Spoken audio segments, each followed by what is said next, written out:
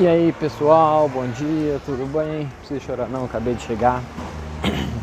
Esse é o nosso terceiro vídeo sobre função, tá? E hoje eu vou tratar da função afim, tá? E bem como dos seus desdobramentos, né? Que a gente pode chamar assim, né?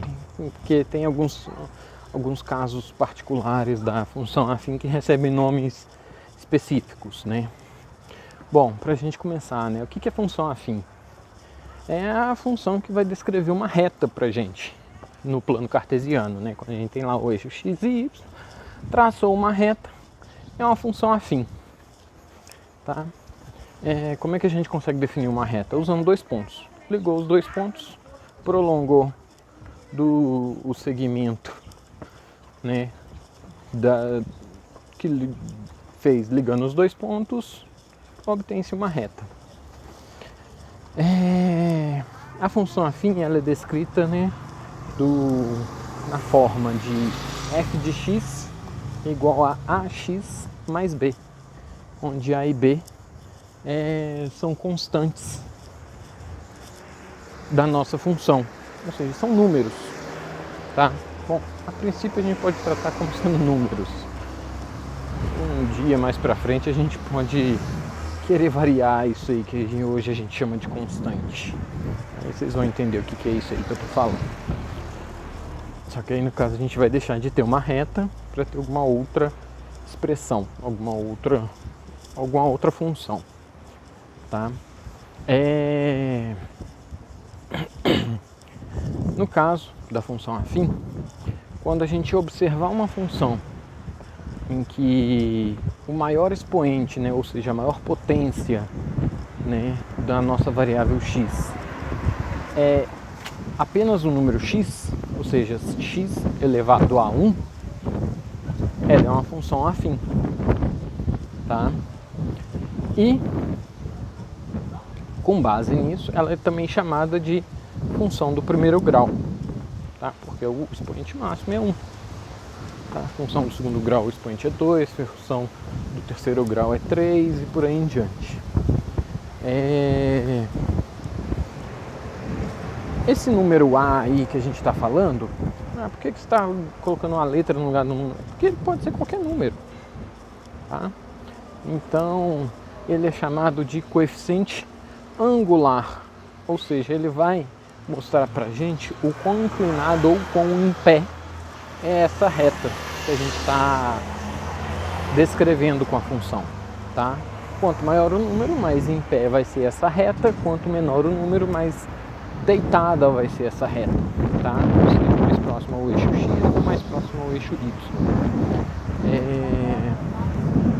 Além disso, esse A aí, que é o coeficiente angular,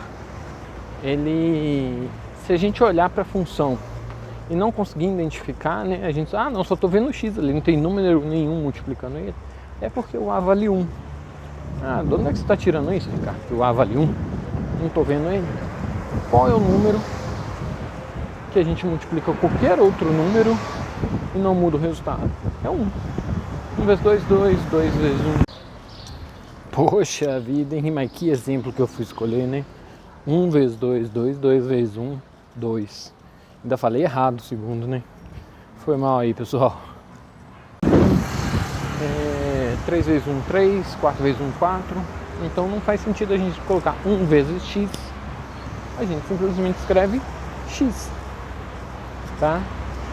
Ricardo, eu tô vendo lá, menos x. Opa, não tô vendo o número, mas tô vendo um sinal negativo.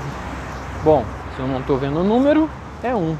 E o sinal é do número que está multiplicando x, porque x é uma letra, então ele não tem um sinal em si, né? A gente sempre assume que o x é positivo, tá?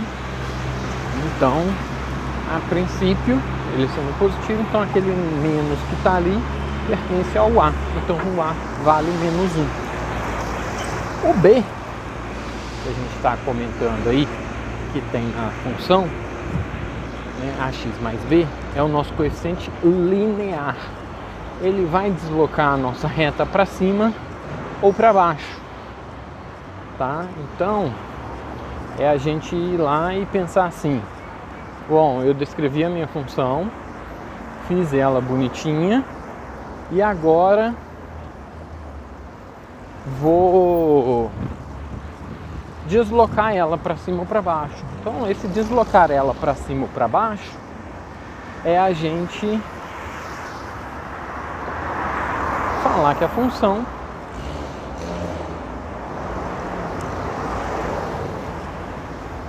foi mudada linearmente, tá? Então, eu desloquei ela. Bom, se ela é um deslocamento da minha função, a gente pode considerar que onde ela vai cortar o eixo X é esse meu o eixo Y é esse meu deslocamento. Porque onde eu corto o eixo X, onde eu corto o eixo Y, quanto vale X? 0. Então seria f de 0 igual a b. Então o ponto onde a reta corta o eixo Y é o nosso coeficiente linear. E a gente pode olhar, por exemplo, onde a reta corta o eixo X, para depois que a gente definiu o coeficiente linear, a gente conseguir definir o coeficiente angular. Por exemplo, a minha função f de x é igual a x mais b, ela corta o eixo X em menos 5 e o eixo Y em 10. Então a gente já sabe que b vale 10. Bom, b vale 10. Ax mais 10 é a minha f de x. Bom, se na hora que a gente corta o eixo x, y vale 0, então f de x, ou seja, f de menos 5 é igual a 0. Então a gente tem a vezes menos 5 mais 10 igual a 0. Então a gente tem menos 5a mais 10 igual a 0.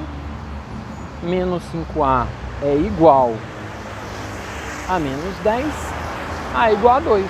Então a gente tem que a nossa função afim é 2x mais 10.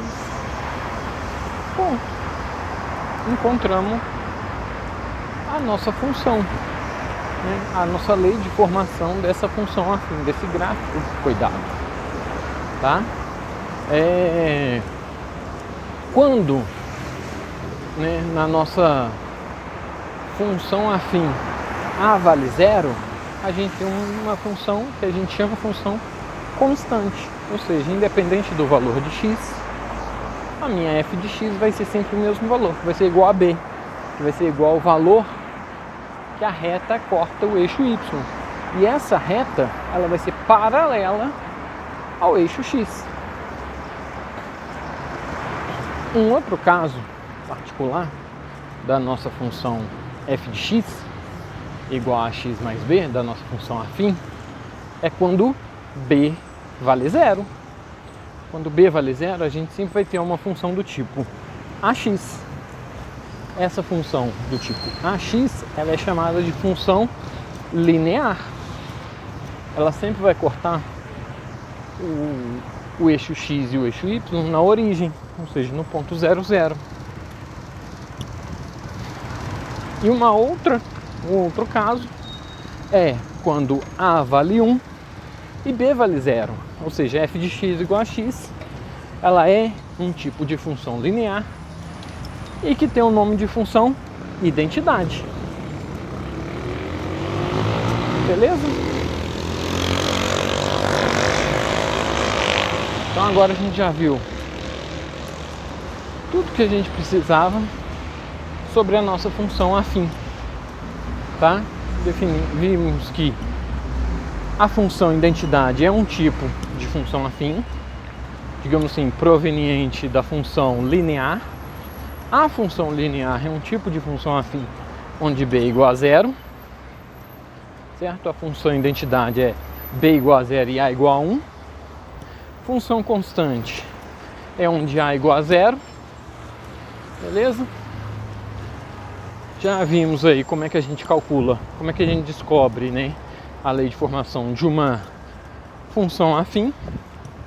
A gente precisa sempre de 2 pontos, tá? Se a gente não tem onde ela corta o eixo x e o eixo y, a gente vai precisar de outros 2 pontos e montar um sisteminha de equações para resolver, tá? Um abração a todos. Se ficou com dúvida, manda aí nos comentários, curte, compartilha e até a próxima.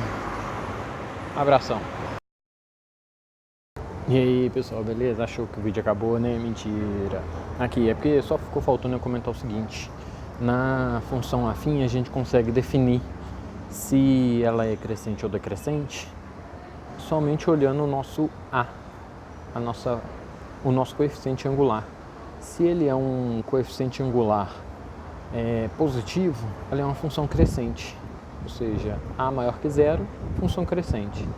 A menor que zero, ou seja, o nosso A, né, o nosso coeficiente angular, ele é negativo, ele é uma função decrescente. Beleza? Falou aí. Bom descanso para vocês, bom estudo. Até a próxima. Chora não que essa semana ainda tem mais. Abraço.